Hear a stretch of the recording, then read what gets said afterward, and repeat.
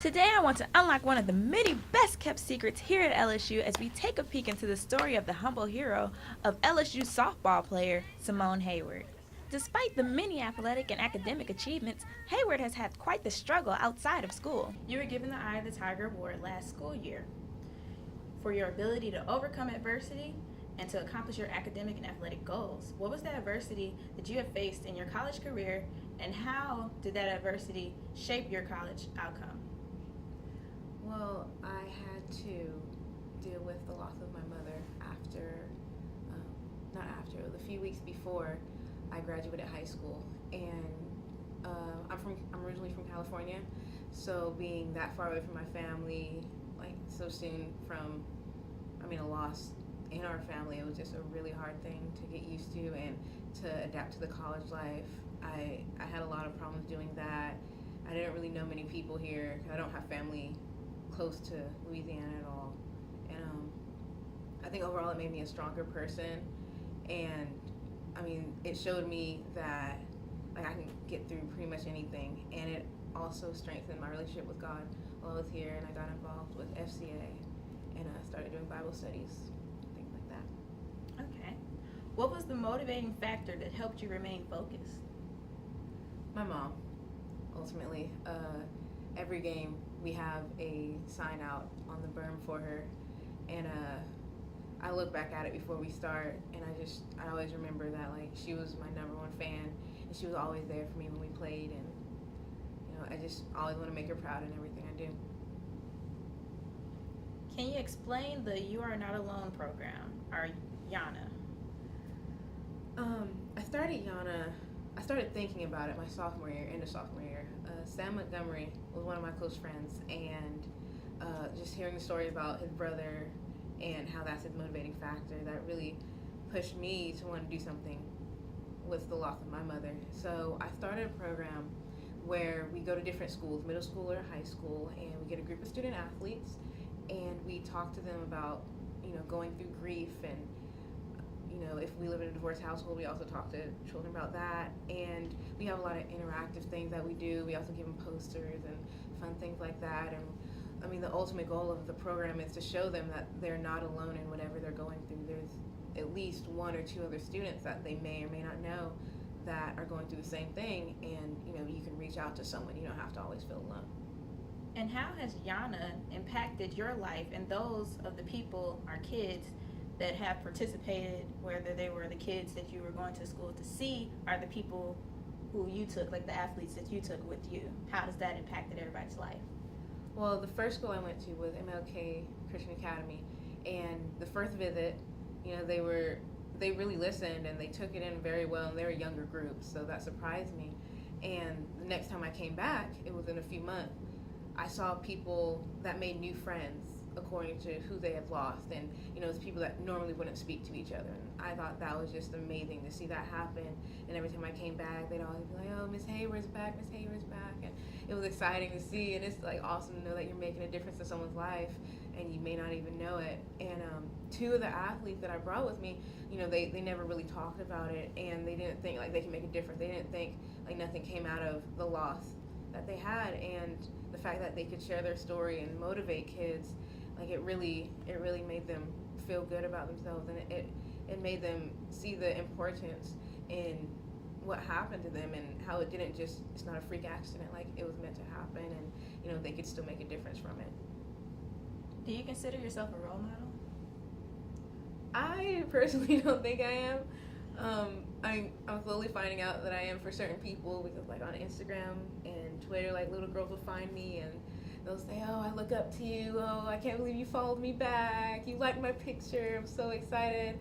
I can't wait to see you again." And people they say they're excited to see me play.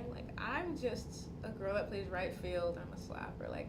I don't feel like I'm that important. People usually look at people who drop bombs, or the pitchers or the catchers, and it's just great to know that I'm someone's role model that I don't even know. It's just awesome. And what advice would you give to student athletes facing adversity? Well, one of the main things that helped me was just my relationship with God. As that got stronger, then I was able to feel more at peace, and just the friends I made through FCA. and through, you know, going to different things, like, they help me get through, because when you're surrounded with people that want the best for you, and surrounded with people that have the same goals with you, you know, they want success, and like ultimately you get better. And who is your role model? My role model, I've had different ones, because when I was younger I really wanted to be a firefighter actually, so I would look up to like random police people that I saw, and like there was always one that worked at my high school. I'm like, you know, I'm gonna be just like you.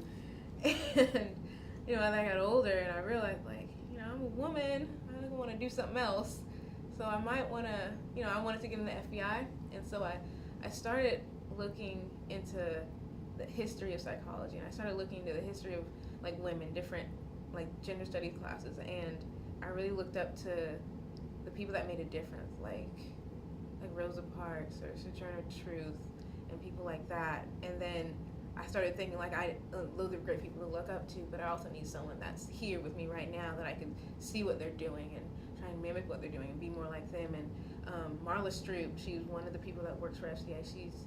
She's really one of the people we used to meet every week, and you know, she always makes sure I'm growing in my faith, and she makes sure I'm on track. So I really look up to her.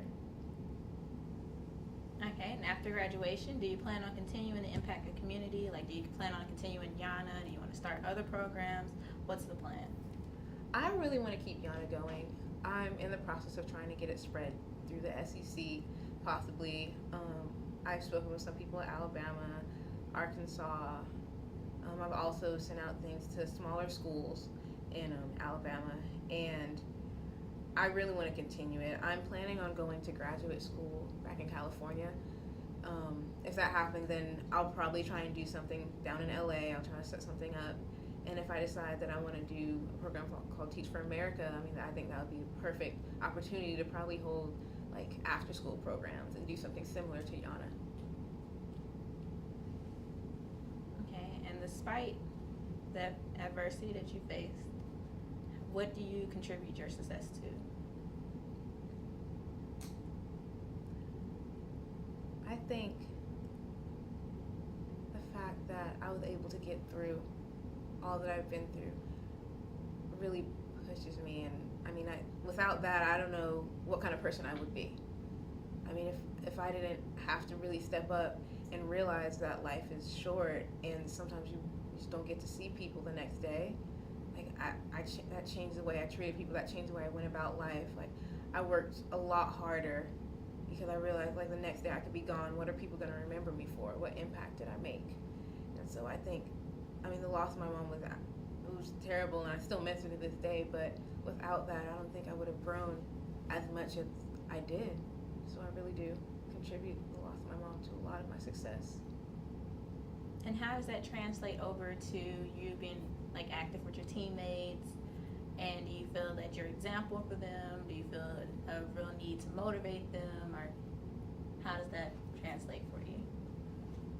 Well, they always, some of them really look at me like a mother instead of a friend, because I'm always like, don't do this, you know, be careful when you do this. And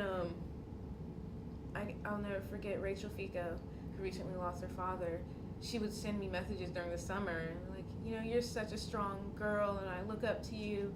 And I never really understood until I learned about what her dad was going through and how severe it was. And, you know, it was just awesome to see her look up to me in that way, and for her to have someone to talk to. And, you know, it's just, some people live with divorced parents, and, you know, if they see that I can continue to live, and they see that if Rachel can continue to live, and, you know, we're still succeeding, like, they can do the same thing too.